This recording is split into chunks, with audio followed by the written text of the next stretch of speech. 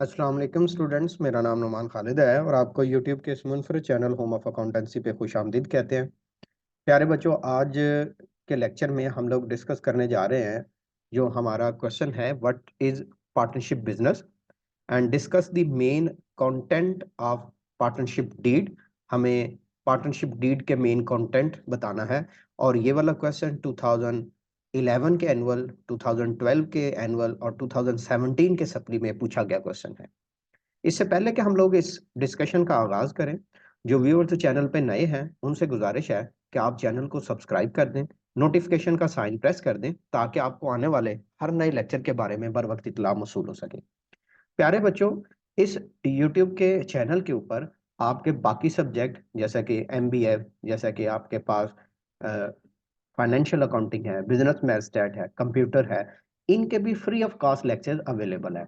अगर आप हमसे फिजिकल क्लास लेना चाहें और आप लाहौर से हैं तो मेरे व्हाट्सएप नंबर के ऊपर आप रब्ता करें।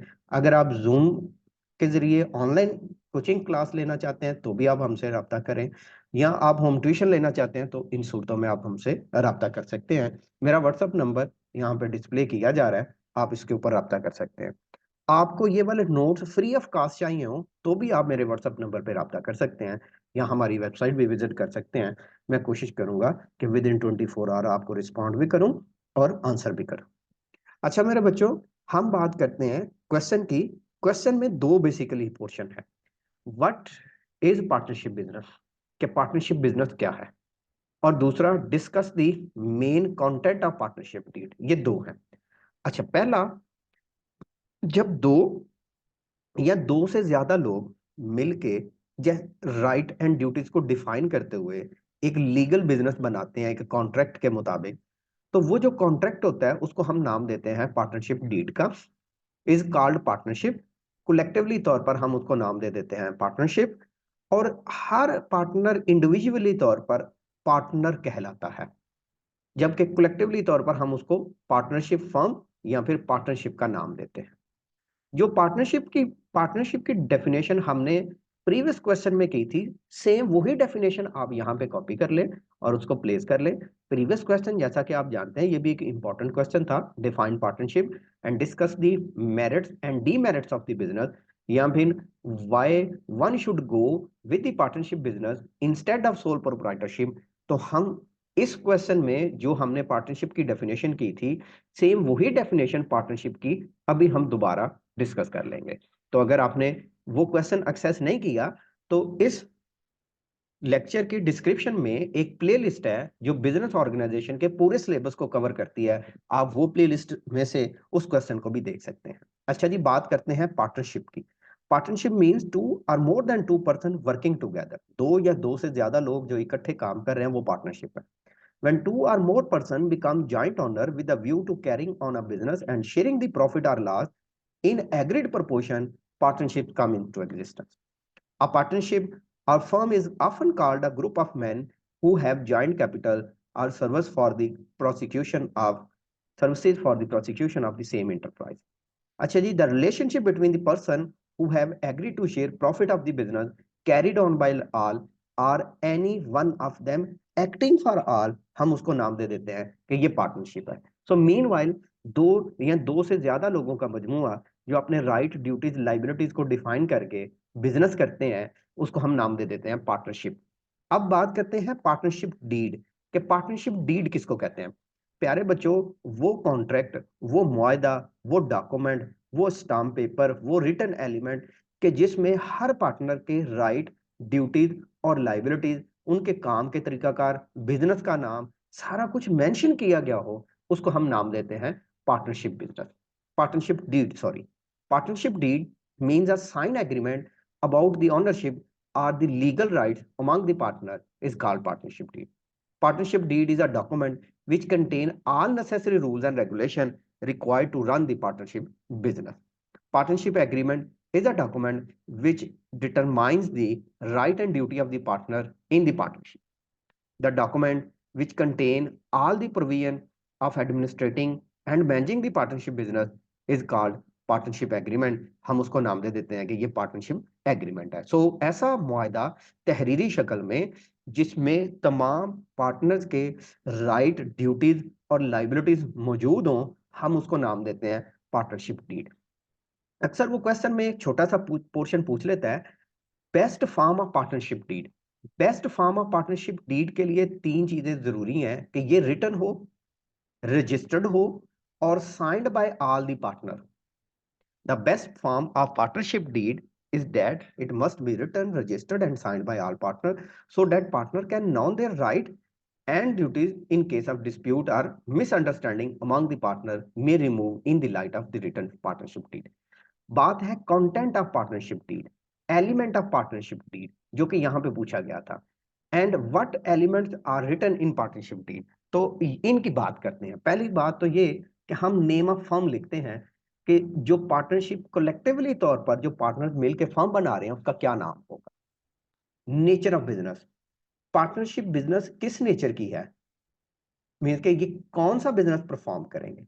ड्यूरेशन, ये पार्टनरशिप कितने टाइम के लिए है, क्या किसी डेफिनेट पीरियड के लिए, 10, 5, 15, 20 सालों के लिए, या फिर इनडेफिनेट पीरियड के लिए।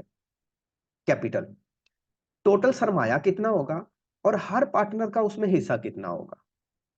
Profit and loss sharing ratio, नफा और नुकसान बांटने की रेशो क्या होगी, should be agreed in the partnership deed. और अगर ये पहले से नफा नुकसान की शेयरिंग रेशो मौजूद ना हो बेटा, तो ये इक्वली तौर पर डिसाइड होता है, इक्वली डिवाइड होता है। Date, date of starting the partnership business क्या है, ये क्लियरली तौर पर पार्टनरशिप एग्रीमेंट में मौजूद होनी चाहिए।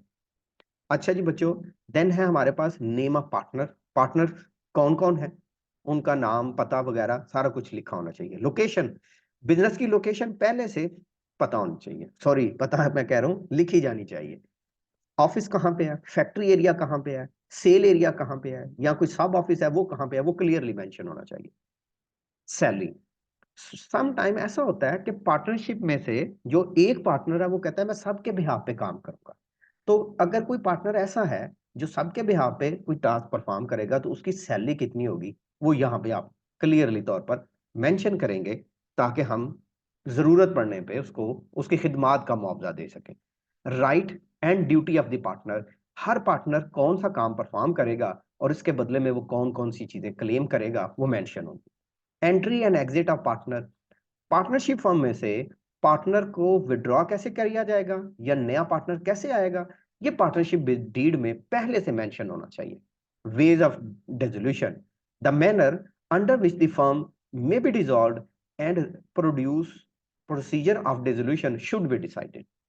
आर्बिट्रेशन, अगर कोई लड़ाई झगड़ा होगा या कोई और इस तरह का डिस्प्यूटिव मैटर होगा तो उसको कैसे सुलझाया जाएगा।